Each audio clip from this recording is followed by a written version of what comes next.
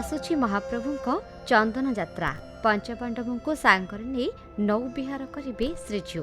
परंपरा अनुଯାयी आज चैत्र पूर्णिमा तिथि नंदा भद्रा और बैजयंती समुदाय पांचटी डंगा को नरेंद्र पानी उठा जाइछि। दुईटी लेखाएं डंगा जोड़ा जाई नंदा और भद्रा चाप प्रस्तुत होता है।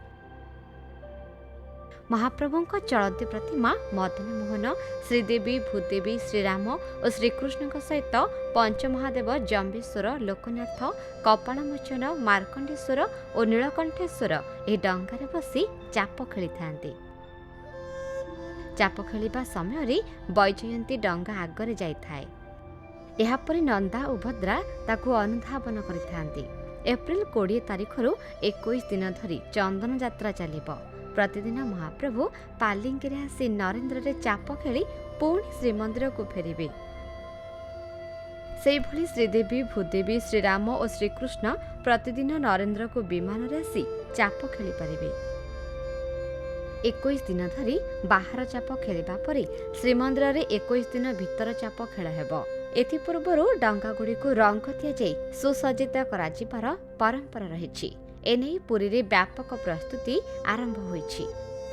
महाप्रभु श्री जगन्नाथ एह दिन ठारो 21 दिन व्यापी नरेंद्र पुष्करिणी रे चाप खेलिबे।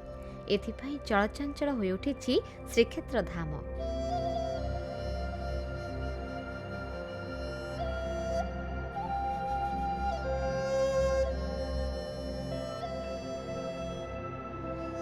गत वर्ष चंदन यात्रा शेष पर नरेंद्रर गभीर जलराशि बुड़ी रही नंदा भद्रा और बैजयंती को चैत्र पूर्णिमा तिथि पानी उपर को उठा जाइछि।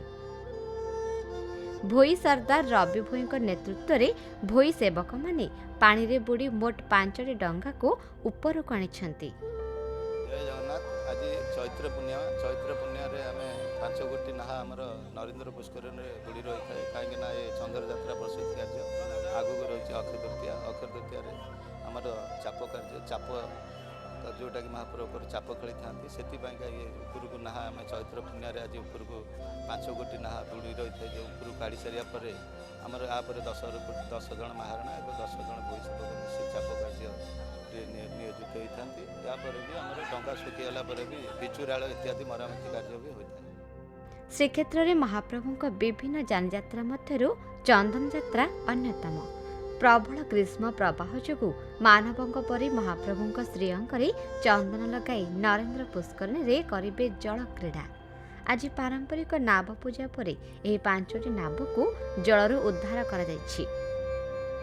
आम धर्म संस्कृति और परंपरा विषय रे अधिक जानिबा पाई देखुथांतु भक्ति ओडिशा आध्यात्मिकतार अनुभव।